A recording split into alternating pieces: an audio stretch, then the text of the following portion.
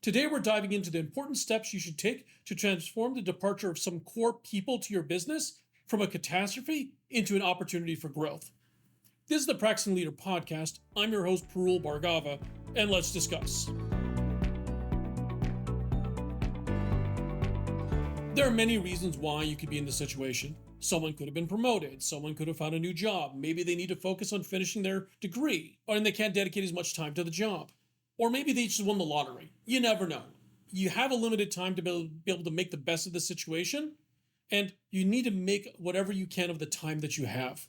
If you have more time, that's great. If you have less time, time to get sprinting. First things first, assess how big of an issue it actually is. What are the immediate impacts, as well as are there any projects pending and deadlines that are looming, things that are about to come due? This is where, for example, if you have somebody in customer service that's leaving and they're running your fill this gap that you now are going to have. The next step is to figure out how bad is it? Are you missing documentation? Do you need to put together training sessions? Do you need to go through and do a bunch of preparation in order to be able to make sure folks are prepared to be able to pick up the work in absence of someone being put in place immediately? How do you make sure that the business continues working the way it's supposed to continue working? Whenever possible, work with the subject matter expert to document critical information before their departure. Set up lunch and learn sessions where other team members can learn from the subject matter expert as well. And if you have the opportunity, record those training sessions for future reference. You're going to want to be able to go back to those later on to be able to see what was that tidbit or that golden nugget that they dropped that I wish I knew now. That we can go back to those recordings and listen to them. Next, who can help? You need to identify the pinch hitters within your team to figure out who can pick up the slack. And remember, folks, ruthlessness is key here. And this is where I'm talking about ruthlessness and prioritization and making sure that you're selecting and choosing those things that are critical to the business and making sure the right decisions are being made. If you have peers in your organization or in your company or in your business, don't hesitate to ask for help from your peers. Make sure that you're building that relationship with your peers where you can have that request and it's not looked at as like, hey, why are you asking for stuff from me? Have the conversation to help make sure that you can patch over this small wave and make sure that you get to the other side without any issues. Moving on. Now, who can take over? Here's where you play the talent scout. Look deep within your own ranks and you might be surprised who's ready to step up for a challenge. And remember, sometimes the best candidates are hiding in plain sight. Do a review of your current talent roster. And this is irrespective of where they're assigned today. They may be assigned to a piece of work today that's also critical, but you may decide that it's less critical than the piece that just got vacated. If there's anyone that's voiced interest in more responsibility or in a new space, this also might be an opportunity for them to grow into this work. Don't forget there are tons of people who could be capable of doing the job if you look beyond those who you know. And this is where it's important. If you're going to be looking outside your company, outside of your group, look and make sure that you're going and doing an honest assessment to figure out, is there somebody else that could help us do this work and do it effectively? Communication, communication, communication. This is essential. Ensure everyone who's affected by the departure is notified. And if the subject matter expert had a team, it's time for some heart-to-heart discussions and other open methods for receiving feedback from the team. You may have lost somebody that was filling a role, but those folks may have lost somebody that was their role model.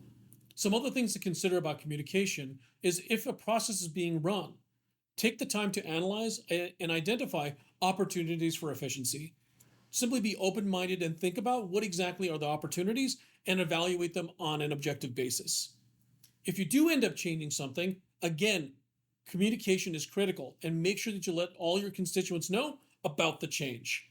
Next, risky business. How risky is your plan? You need to consider the possible pitfalls, what could go wrong, who do you have in the wings for succession planning, and are you considering cross-training? As an example, does anything about how your business run depend on this individual, and what risks are no longer mitigated by their departure? This is one of those things where you're looking for the empty space, where somebody was filling a role that you didn't know that they were filling, and now all of a sudden there's a gap that you're not aware of. Are there risks now that have now graduated to being full-blown issues with their departure? Are there things now that have become so large that now they require additional attention? After assigning somebody, and after you've identified an individual to take over the role, What's your risk mitigation plan for them leaving? I know it might be early since you just assigned them, but consider succession planning as early as possible. Placing somebody capable because they were on the bench and they're ready is great, but what do you do if you don't have that?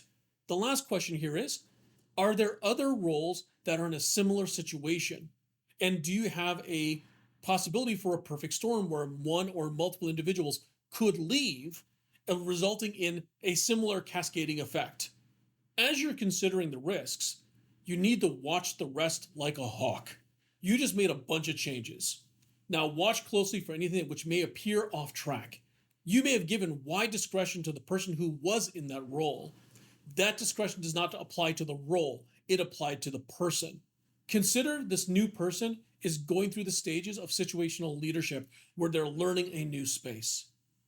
Help them figure out what to do different in different circumstances and figure out the language of how they ask for help, because that's going to be critical to make sure that you're there and ready to help them when they ask.